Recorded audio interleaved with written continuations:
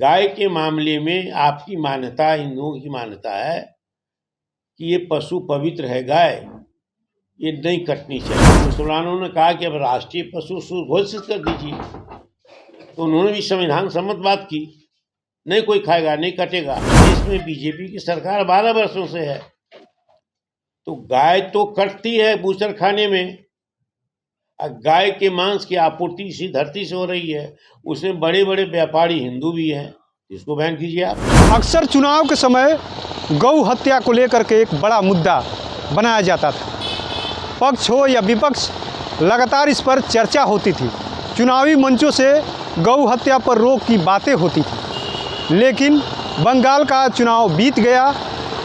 बकरीद से ठीक पहले बंगाल के जो नए सीएम हैं, उन्होंने सीधे तौर पे कह दिया 14 साल के ऊपर की जो गाय है कटनी नहीं चाहिए। अब इसको लेकर के पूरे देश में घमासान मचा हुआ, तरह तरह के सवाल पूछे जा रहे हैं, सवाल उठाए जा रहे हैं। आखिर में जिस गौ हत्या पर रोक लगाने की बीजेपी बातें करती थी, अब उसको कटने की बातें क्यों हो रही? आरजेडी के प्रदेश अध्यक्ष मंगली लाल मंडल ने दो टूक कह दिया, आस्था का विषय है, ऐसी बात नहीं होनी चाहिए। लगातार हिंदू समाज के लोग, चाहे राजनीति से जुड़े हो या नहीं जुड़े हो, सब लोग मांग करते थे रोक लगाने की।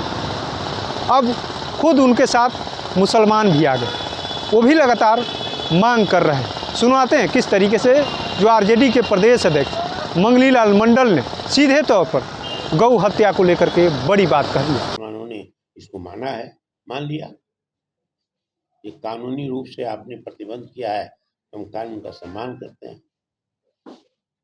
बाकी कई जगह को लेकर महागठबंधन में आपसी समन्वय बन पा रहे हैं? नहीं समझ रहे हम आपके। बांकीपुर सीट को लेकर, उपचुनाव को लेकर महागठबंधन में आपसी समन्वय बन पा रहे हैं? आपसी समन्वय तो है ही, हमारे पास तो किसी का क्लेम नहीं आया है। राष्ट्रीय जनता दल की महिला उम्मीदवार थी, वो चुनाव हार गई, तो सीट तो आरजेडी का है, आरजेडी का तो क्लेम होगा ना। सर जिस तरीके से नमाज के दौरान कई मुसलमानों ने आवाज उठाया कि गाय को जो राष्ट्रीय पशु घोषित कर दिया जाए, इसको लेकर के क्या अब इस सदन में आपकी पार्टी जो है आवाज उठाएगी? ये कोई इश्यू नहीं है हमारे लिए। देखिए, दोनों दो चीज है। नमाज पढ़ना ये उनके धर्म के अनुसार संविधान इसकी गारंटी देता है। हिंदू हो या मुसलमान हो या सिख हो या ईसाई हो, सबको हिंदुस्तान के किसी कोना में घूमने की आज़ादी है, बसने की आज़ादी है, इबादत करने की आज़ादी है। तो नमाज के बारे में क्या टीका टिप्पणी हम करेंगे, आप करेंगे?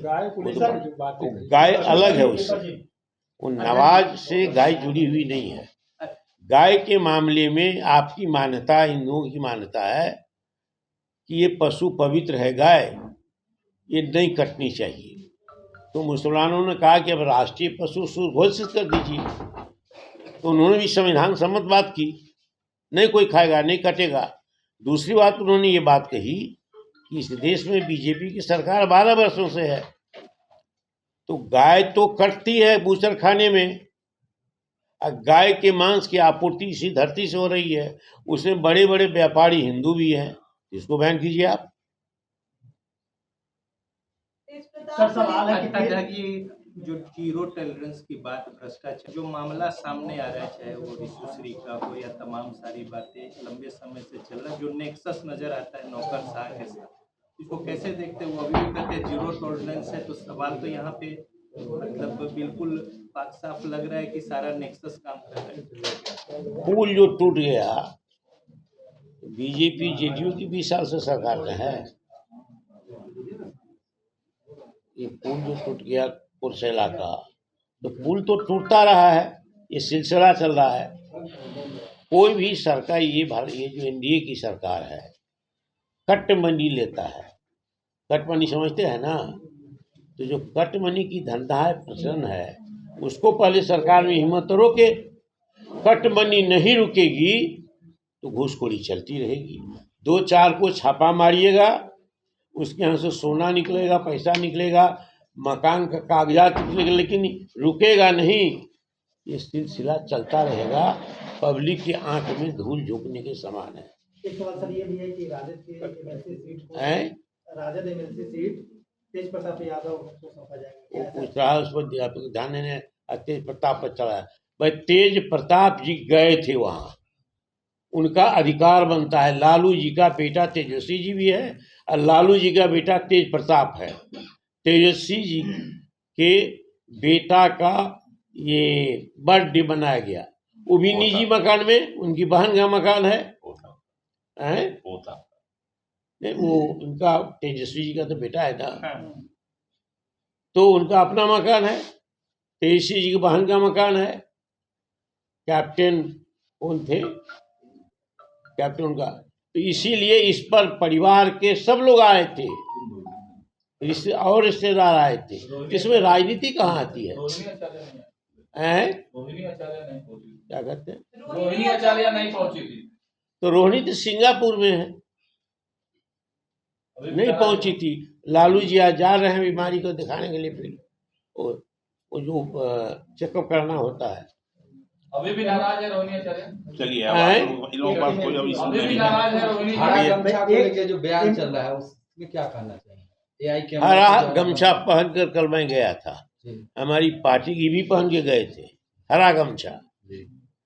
तो उसमें कहने क्या, हमारी पार्टी का सिंबल, हमारी पार्टी की टोपी का सिंबल, हमारे झंडे का सिंबल, हर चीज का सिंबल, वो तो सांकेतिक हमारा संकेत है एक तरह से। तो जो सांकेतिक संकेत है उसमें क्या करेंगे?